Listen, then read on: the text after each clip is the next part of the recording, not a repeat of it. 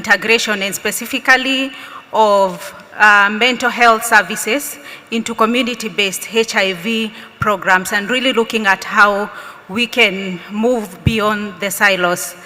And today being a Sunday, and I am a pastor, I'll also say this is the day that the Lord has made.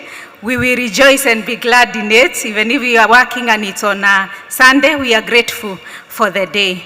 So allow me to invite our speakers this morning so that they can join me here so that we can proceed with the session.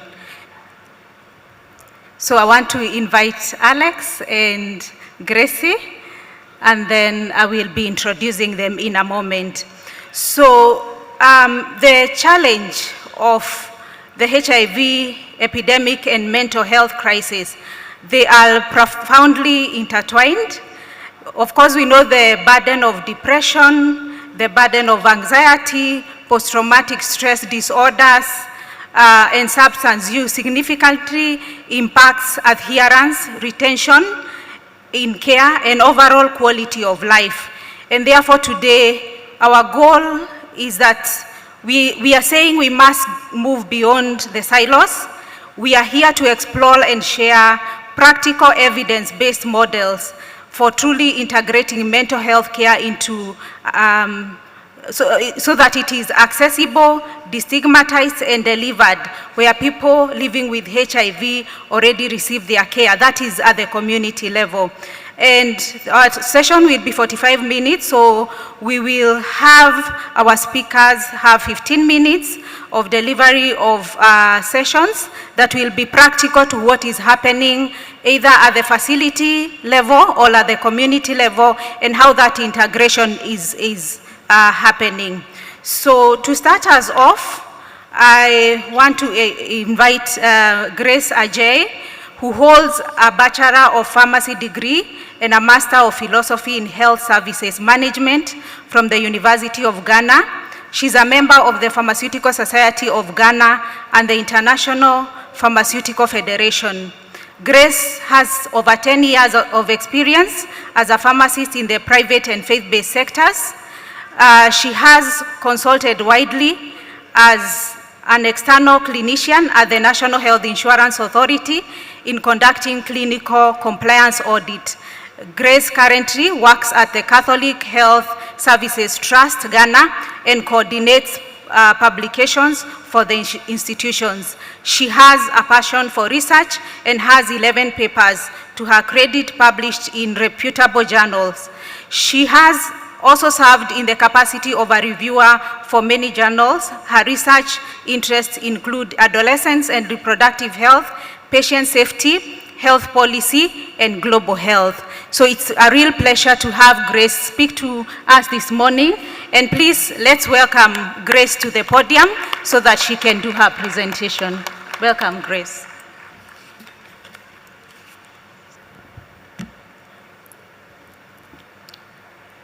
Good morning once again.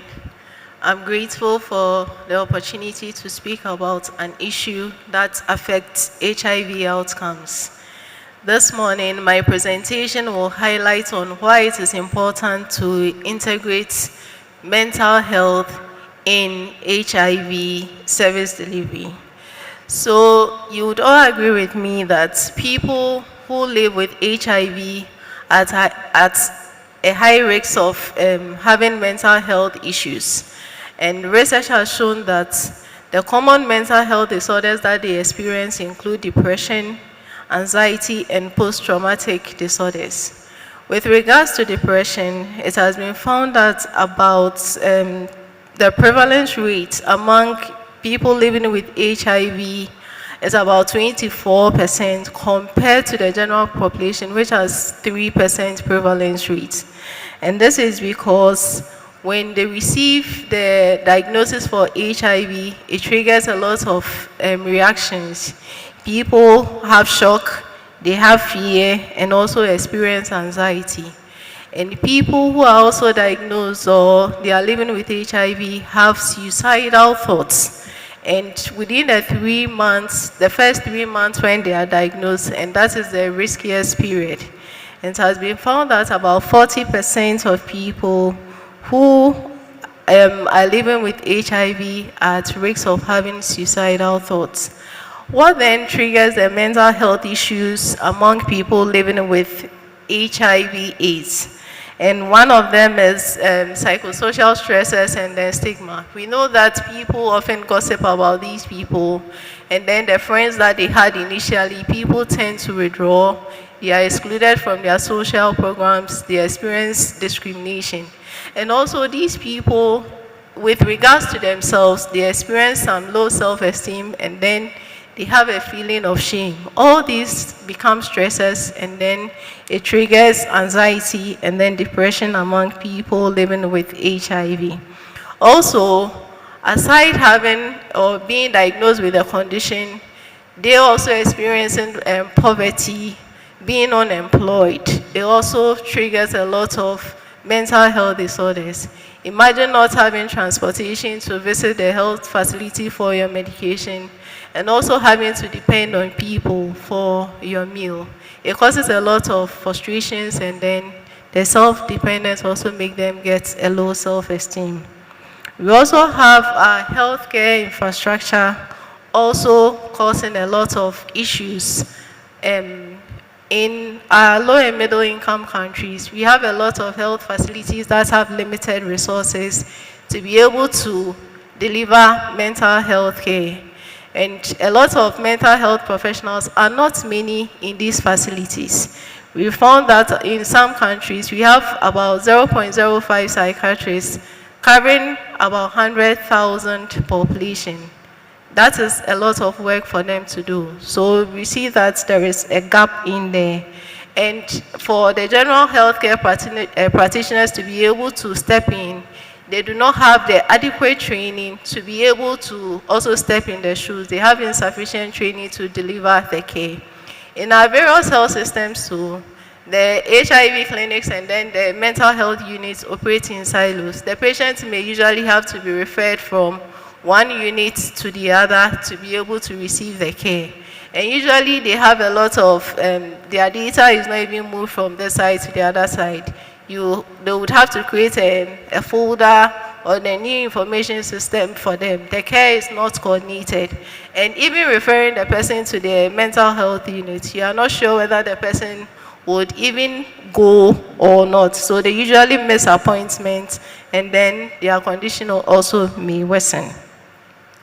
Looking at the issues with having mental issues and then also having HIV, why is it important to integrate mental health care in our community-based HIV programs? This is because people who are living with HIV and having mental issues are more likely not to take their medications. So they will come to the clinic, and then you see that this time their medications they didn't take, you talk to them, the next time they come back, they receive backlash from the healthcare provider. It gets to a point that the people even drop out of care. Sometimes the healthcare providers even fail to identify that this person may actually be going through something. So once they drop out of care, their condition worsens because the viral load will also not be suppressed, and then the condition will keep going on, and then their quality of life will also be reduced. You also have people engaging in risky behaviors and then spreading the HIV. By the time we realize and find them and bring them back, their condition would have really deteriorated. So it is really important that we need to include mental health care in community-based HIV programs. And so far, we've achieved some progress. And what we've actually seen is that there is a growing global policy. Several health bodies, like the WHO and the UNAIDS, have recognized the link between mental health and then HIV outcomes. They've recognized that it is important to include mental health care in the healthcare delivery for patients who are receiving care for HIV. And because of this, a lot of guidelines are including mental health screening and also counseling and then treatment for people with HIV. In Ghana, we have a mental health policy that also calls for decentralizing, integrating, and also ensuring that we bring down mental health care to community-based. So we need to move just outside the psychiatric hospitals or units that have been labeled as psychiatry units and bring it down to include home-based care, primary health care facilities, and also the traditional practitioners. And that is what is currently happening in Ghana. We've also have a lot of countries in low and middle income countries doing routine screening for people with living with HIV. They include mental health screening using validated screening tools, and then they either refer them to care. And as I mentioned previously, we have seen that the mental health professionals are inadequate. And then the general practitioners may also not have adequate knowledge to be able to step in. So for many countries, we are having task shifting, having to train a lot of people who are not just mental health professionals, they are lay counselors and other healthcare providers to be able to provide that psychosocial support that people with HIV need. And recently, we've also seen that a lot of mHealth or digital tools are also coming up. We are able to use mobile application, we use phone calls, SMS, text messages to be able to deliver care to people who are living with HIV.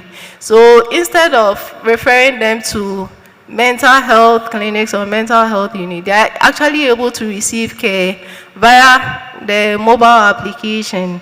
And people who will not even be able to travel will be able to receive care at the convenience of their homes. And it also reduces the stigma that they experience when they happen to try to enter a unit and somebody will think that, oh, is this person getting mad or is this person actually having a problem? That also has eliminated that issue. In spite of the progress that has been made in several countries, we still experience key challenges. And one of the challenges that we face is funding gap. We see that a lot of the funding cover for separately for just HIV care and does not cover for mental health services.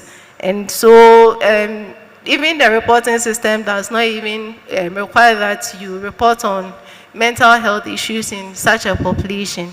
And this is becoming a challenge for somebody who may not even have money and also to be able to pay for mental health services. That would be an issue for the person. And even though a lot of policies or global bodies have called for inclusion of mental health care in HIV care, we see that we still experience fragmentation in the healthcare.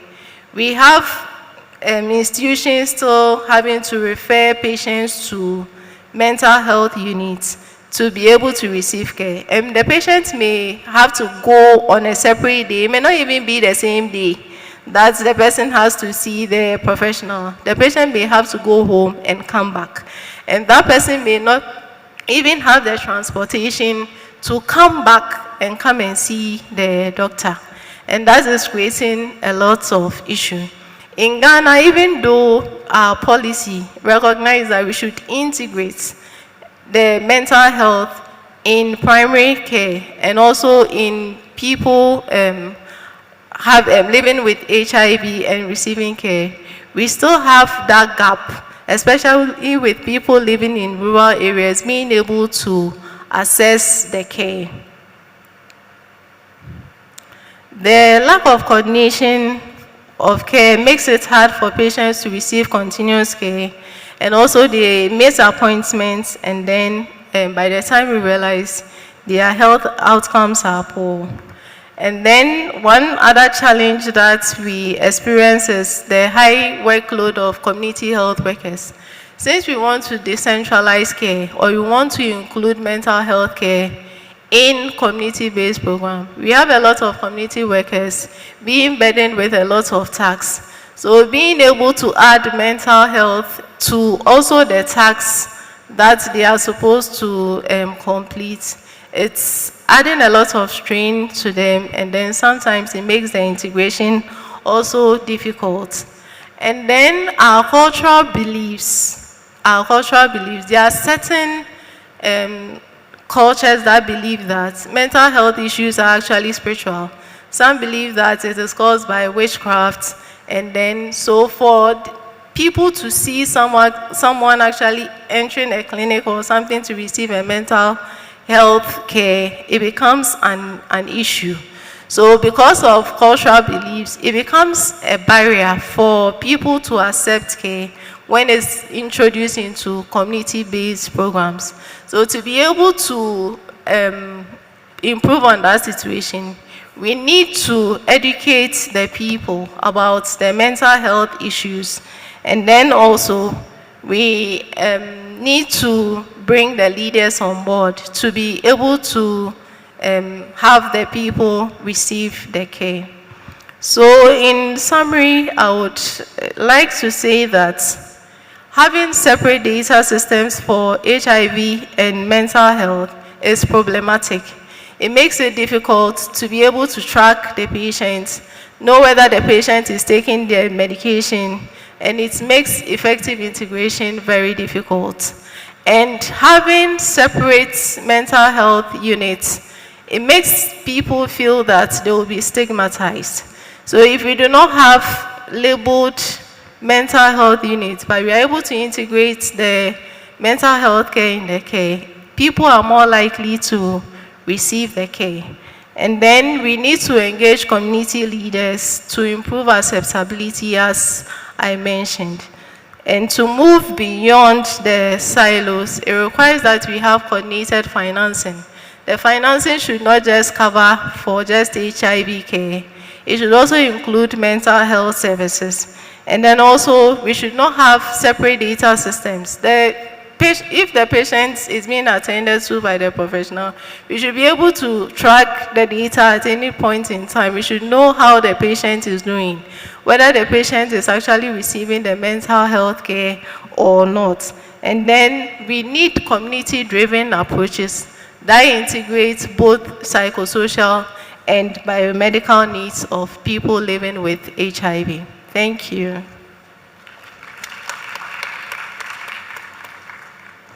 Thank you so much, Grace, for such a comprehensive presentation.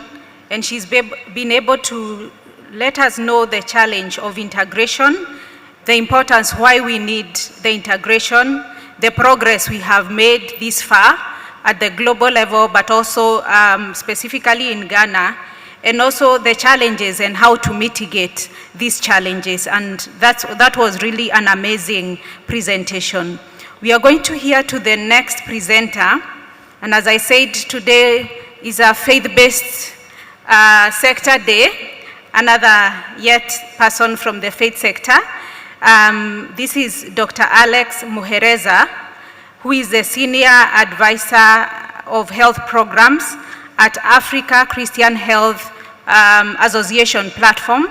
He is a public health professional with over 15 years of experience in reproductive, maternal, and child health.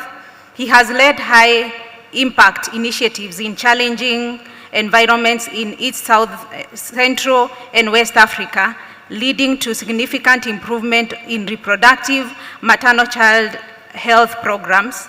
He is passionate about health systems analysis, social determinants of health, and strategic partnerships between public and private sector, including faith-based health systems. Dr. Muhereza is the team lead for health programs at the Africa Christian Health Association platform, ACHAP, an umbrella organization for Christian health associations with membership in over 30 African countries. The ACHAP's mission is to provide support for health systems of its members to achieve their mandate. Welcome, Dr. Muhereza, to give your presentation.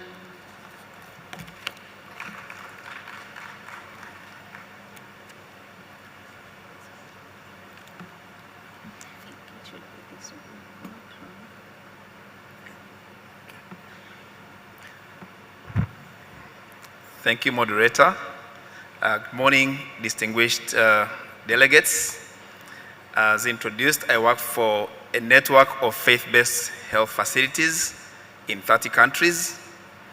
And as you are aware, from different countries in Africa, faith-based health facilities play a significant role in delivering healthcare services in different contexts. Why is mental health integration very important? And specifically today, I'm going to be talking about leveraging the opportunities we have in the faith settings, faith-based settings. Mental health is a growing problem, as alluded to earlier, and yet it remains one of those areas that are underfunded and receives less support. Faith-based health systems therefore provide an opportunity for bridging this gap, because faith-based systems, not just the health facilities, but talking about churches, mosques, the schools, training institutions, are able to reach deep in the communities and be able to reach families and deliver psychosocial support. I'm also proud to note that the faith sector has the biggest congregation each week everywhere, which is an opportunity, meaning anything happening in each of the families can easily be noticed and be addressed at that particular point. Faith leaders are therefore trusted as messengers of hope, but also key messages, and where systems operate very well, they are able to bridge the gap for service delivery. And with the challenges happening within the systems, therefore we must look at all the available resources within our networks and take advantage of them. We've seen the situation around COVID. Now we are facing challenges around funding of systems. Therefore, it's a good opportunity to step back and reflect on some of these challenges. So I'd like, before I go a bit deeper, to give you a historical perspective of how faith-based health systems have been a part of the HIV response. You'll recall that in the 1980s, when HIV was coming to surface, there was a lot of despair, a lot of fear, and a lot of stigma, with the depression within families ranging 40 to 50%, and faith-based systems therefore struggling to be able to deliver care. But also at that particular point, what I need to highlight is that faith-based systems were among the systems that drove stigma and discrimination at that time, and judgment. As we approached the 90s, I think reality was beginning to come home, and we're beginning to realize that these were not evil spirits, and these were not judgments from God. Different countries, I can name a few, like Uganda, where I come from, were among the first people to appreciate the situation at that time. And therefore, the faith-based system took the leading role of providing psychosocial support to families that were afflicted. But stigma was very high at that particular time. So home-based care was really the main approach to care. Later, as we approached the late 90s, we saw the coming of ARVs, and so there was a lot of hope, but still the ARVs were not accessible. But thanks to the support from PEPFAR and other efforts, Global Fund and other efforts, as we approached the 2000s, there was a lot of push to try and help alleviate the situation by making sure access to ARVs as the life-saving interventions were happening. The church continued to play a big role. But I need to highlight something here, that there was a big push to scale up ART access. We drew back on the psychosocial support. Those of you who have been in the HIV programming for long, you know there was that whole thing of surge. Let's identify more people and put them on treatment. Once we do, then it will be both preventive but also care. And there was not so much funding for psychosocial support. But as we drove from the 2010 and towards 2020 and thereafter, we're seeing clinics that are struggling now to care for patients within the clinic settings, and therefore they need to rethink the approach of saying, can we go back to rethinking community structures? And so you'd hear structures like differentiated service delivery for services to be able to address most of this. And this came as a result of the growing need of mental health challenges, but also caring for a growing population that was now successfully on treatment, that was stable, that needed to be supported. So I call upon this morning, I call upon all of you to go back to your faith-based institutions and charge them to get back to the original plan of providing holistic care to support the biomedical interventions. And as alluded to earlier, mental health is a very complex issue, both in African settings, but particularly so in the settings of people living with HIV and AIDS. At an individual level, at society level, but also in terms of institutions that are delivering care. I'm also bringing in an issue of the age transitions. As we have a growing population of people living with HIV, there are also mental health issues that have been left behind as people transition from childhood to adolescence to adulthood and as they age gracefully. And so those are all complex issues that need to be looked into from the aspect of emotional support, clinical support, social support from the communities, as well as clinical settings to be able to support people to cope and live productive lifestyles. Faith as a platform that is practiced across board has played a double-edged sword. On one hand, it has been one of the key aggravators of challenges around mental health in HIV settings, with moral judgment, focusing on prayer as the only healing mechanism. And yesterday we had a detailed conversation around this, where up to today, we still have groups of faith that are still advising people to leave treatment and go for prayers. And so that whole issue of internalized shame remains to be an issue from the faith side.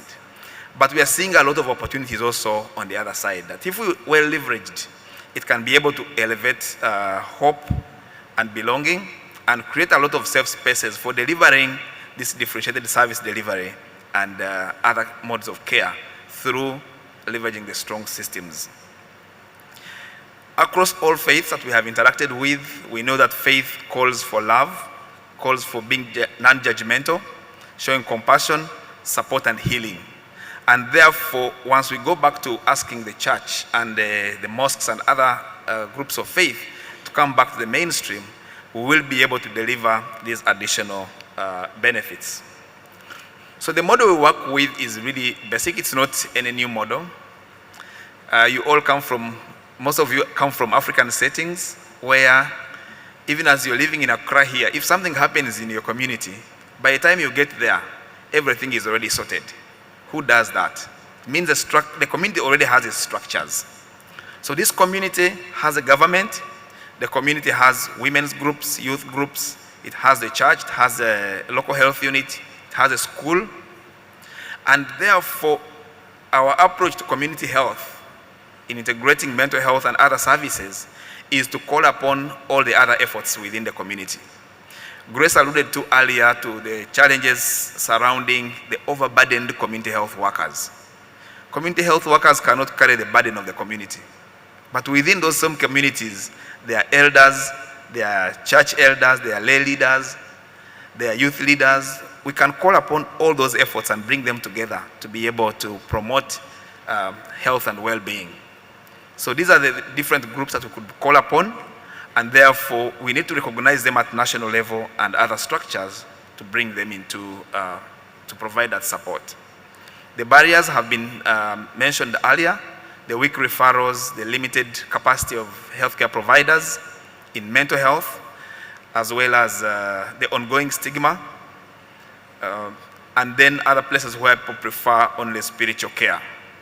The aspects around data is very key, and Grace mentioned earlier that the definition of mental health is also part of the problem. The HMIS system, the systems for collecting health data, do not sufficiently collect that data. And so maybe also in terms of the definition of what mental health is in Africa, needs to be able to be looked into. So I would really like to leave you with a few reflections here. Number one is, how do we continue to address the health disparities for mental health in the different communities? The aspects of gender, the gender issues. We know that in the past couple of years, the focus has shifted on finding men to get into care. Men have been lagging behind. I think even up to now, I think the statistics for men is still very poor. And so we need to be able to address gender issues related to mental health in HIV. I mentioned earlier age transitions from childhood. As we focus on PMTCT, caring for those who are positive, and childhood, they transition into adulthood. They are going through a lot of mental health issues. And so they need to be looked into carefully. And as we know, most mental health services are concentrated around urban settings. How do we then go deep into the communities to extend some of these good services there? We know that overall, trained healthcare workers in mental health are very few, about 2 in about 100,000, which is a very huge gap. We also need to be able to reflect on mental health for service providers.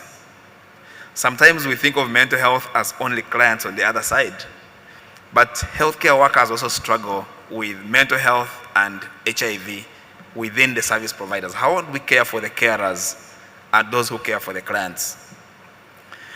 Can we also reflect on client-led programs where we're able to leverage the experiences of those who have been well supported to be able to support others?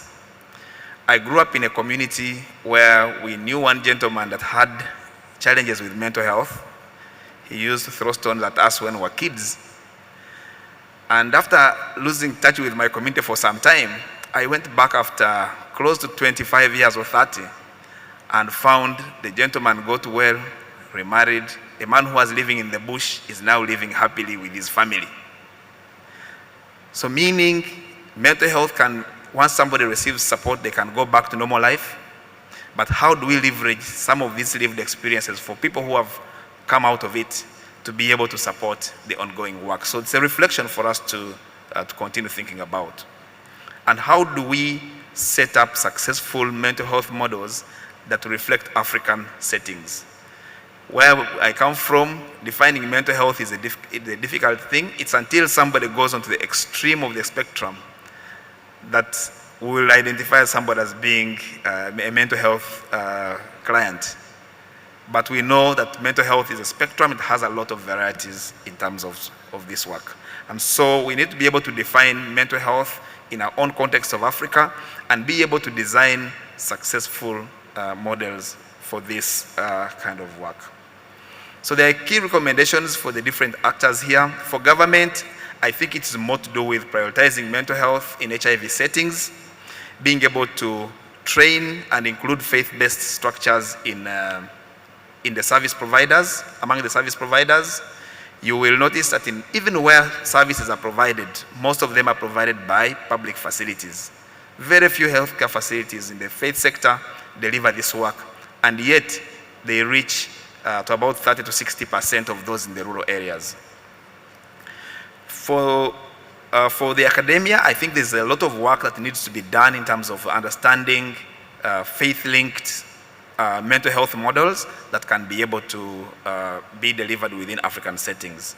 And for the faith sector, prioritizing psychosocial support as a core mandate, including that in the sermon guides, including that in the being able to interpret what the scriptures say regarding mental health, and using that to deliver a message of hope, to destigmatize mental health, to destigmatize HIV, as a call for the faith sector.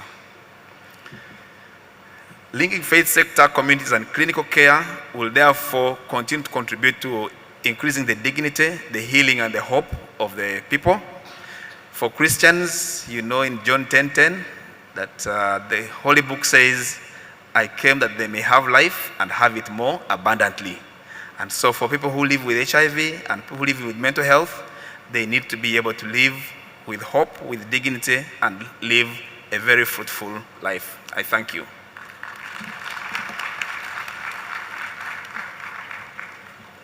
Thank you so much, Alex. Yes, indeed, another very powerful presentation, and really getting to know what the faith sector is doing, its role in the mental health agenda, and he's been able to take us through the journey of the faith-based and how different models are being documented and how integration of mental health is happening within the faith sector. Also, he has alluded to the barriers, and I think our key message also is a need for caring for the carers. And I think that's quite important and has challenged all of us on how we need to engage.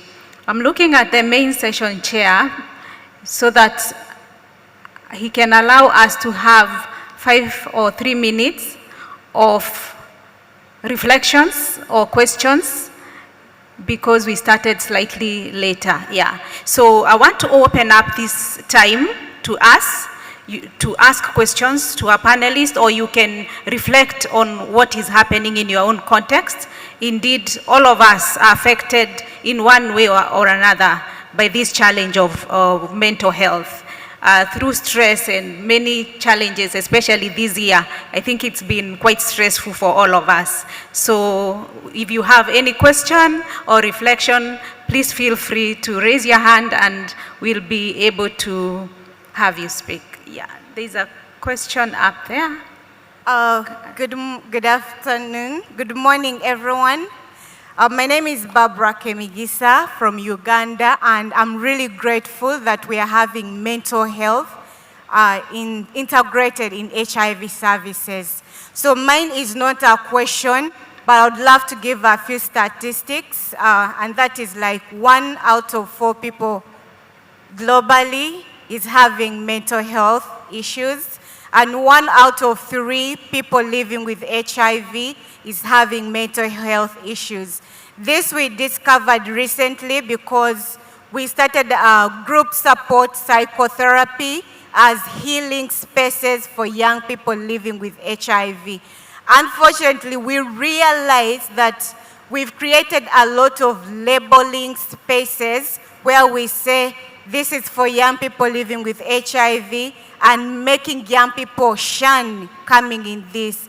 But with group support psychotherapy, we are saying young people come, and we have group support psychotherapists who go through 8 sessions with each group to make sure that these young people are healing together. I think one of the biggest challenges we've been having is one-on-one counseling, where you find the counselor is also sick. Like he is saying, who is healing the healer? So you find the counselor also has a lot of going on in their lives. They end up not giving quality counseling, but they also have a huge queue that they won't give enough time to the person. But with group support psychotherapy, we realize you're not getting answers or help from just one person, but from the entire group. And even for those that reach the cancer and they're like, do I really open up to this person?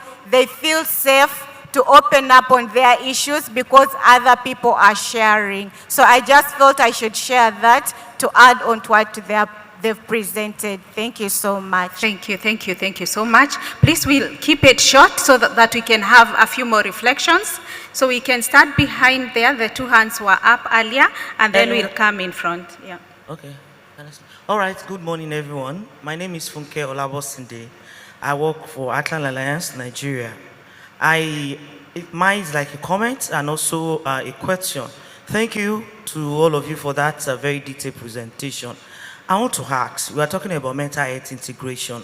I want to ask if there is something you can share that can also help us also on our own program. We implement for women and girls who use and inject drugs, and we're actually integrating mental health. And you know, these are girls that are left behind. These are girls that their everyday life is actually emergency. Their everyday life is actually each one issues to the other, lack of social welfare and all that. Is there anything you can share on your program to show how you are actually integrating mental health program and how you are able to also reach out to this community? Because these are girls, you have adolescents, among these girls, you have adolescents who are HIV positive, who are pregnant, and who are on a daily basis injecting drugs. You know, so I just want to know if there are strategies you are using to get to these girls and also to be able to lead them and create access to other services for them, including sexual and reproductive health services. Thank you. Thank you. Thank you. I'm Samuel Isaac Antuane from Ghana Service Savannah region. My challenge with the presentations that I've listened to is to say moving away from silos. But we know that globally TB and HIV commodities drugs are free. In this case, mental health drugs are not free.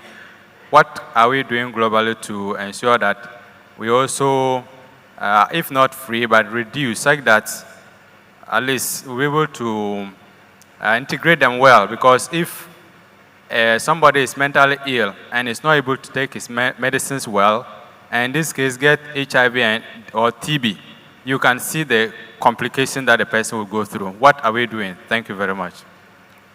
Thank you.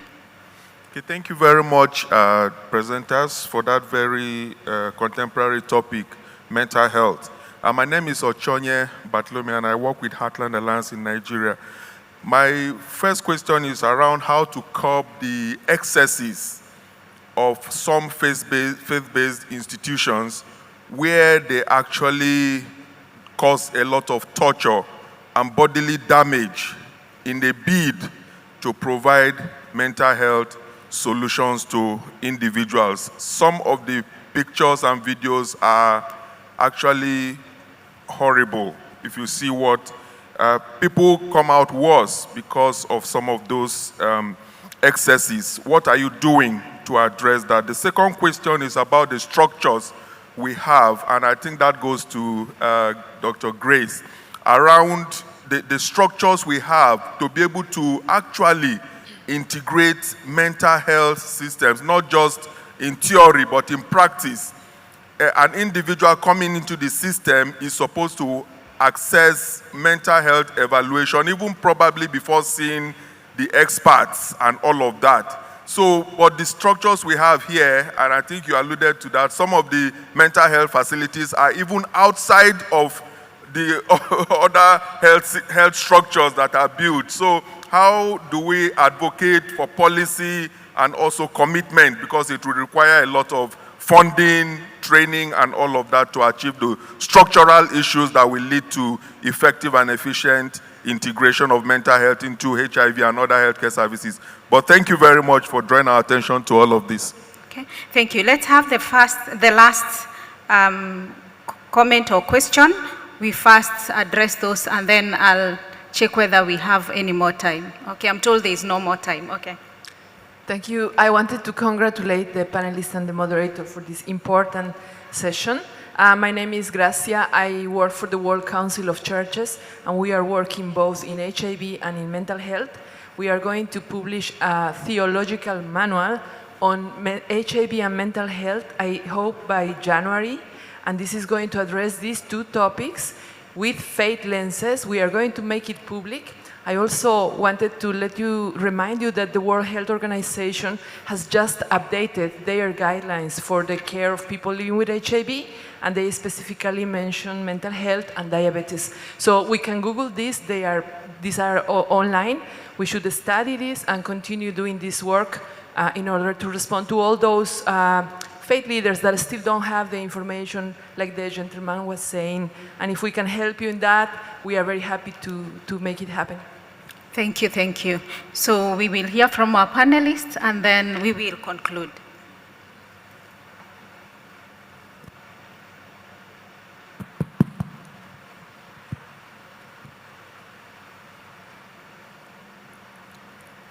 So on the question about mental health medicines not being free and how we can integrate that as far as HIV care is concerned, we just like we have a national health insurance in our country. So just like we've advocated for certain conditions to be on health insurance, our patients are able to access HIV medicines for free. So we can advocate that the mental health medicine should also be included on health insurance so that the patient will be able to access the medication. Even if it can be subsidized for them, it will be fine, but we can advocate for it on health insurance so that it will be covered. On the other question about our health structures, we have units being labeled on as mental health, and then how do we integrate for mental health care in HIV? And what I would say is that we can train the staff that we have to be able to screen for mental health in the patient that they see, to the people living with HIV. So they will have routine screening. But instead of having a mental health unit outside, the health professional who actually may need to refer to a health person as far as treatment is concerned. So the person can be within the premise, and then they can, using digital health, they can contact the person to come in to attend to the patient, or they can do a remote service. I think telemedicine is not something that we actually have embraced in the country, but there are certain organizations that are actually employing telepsychiatry. They are able to deliver mental health services to patients. So we can also look at that as far as policy is concerned, delivering mental health services using the digital tools that we have. Thank you. Thank you so much. I'll just talk about the models for adolescent girls and young women. I think somebody mentioned it, Barbara Kemigisa, you mentioned something about group support. That we've seen work very well because we know that our health systems are not designed to receive young girls who are pregnant, let alone the ones who are injecting drug users, and therefore creating safe spaces within our health facilities, within our areas of faith, to be able to allow young people to interact with themselves and also to surface their challenges and have them addressed. So there's not just one model, but I think the cross-cutting one is where we allow safe spaces for young people to interact and provide them the support based on the needs that they have. In terms of the overall approach to integrating mental health has been us who work in the faith to be able to work with the groups, the Christian health associations and their affiliate interfaith, interreligious councils to push government to integrate mental health into routine care, where there's national health insurance to be able to provide some of those commodities on the national health insurance lists, and where there's no insurance to continue advocating for integrating mental health in the primary health care package that is happening. There was a question around the harm caused by faith leaders in a bid to provide care. Like I mentioned earlier, the line between mental health and spirituality can be quite challenging. And therefore, the key issue here is to build the capacity of our faith leaders to understand mental health, but also work with the scholars within the different religious settings to come up with scripturally aligned materials, awareness materials for their congregations, to be able to define what mental health is, what HIV is in the context of that different religion, and therefore be able to counter some misleading theologies as well as support structures for delivering care. I think generally that is it. We continue to receive support from WCC and other interreligious council areas to be able to deliver materials for the faith sector. Thank you. Thank you so much. And our panelists are available for one-on-one conversations. I know it's a very interesting topic, but we have to stop because the next session needs to begin. But just in a summary to say that we've been able to really look at what can help integration work well. We've talked about the need for policy frameworks, and not just the policies, but the implementation of these policies. We've talked about the need for utilization of digital platforms to ensure that we are having the integration and using digital platforms to reach out to people. We have talked about the need to have resources, domestic funding for the integration of mental health services, and we need to continually advocate for it. We need to strengthen coordination mechanisms for the integration. We also need to address the cultural beliefs around mental health challenges and really engage communities in community-driven approaches. We've also talked about the need for data so that it can inform policy, it can inform even budget allocations. And finally, we have also said we need to take care of ourselves, that mental health can affect any one of us, and we need to take care of ourselves. We need to ensure we are also seeking services. It's been a pleasure moderating this session. My name is Jane Nganga. I work for Ecumenical Pharmaceutical Network, another faith-based organization, as a policy advocacy advisor. And thank you so much for being part of this session. And I want to welcome you again for the next session. Please be around. We will have a very important session coming up in a minute. Thank you.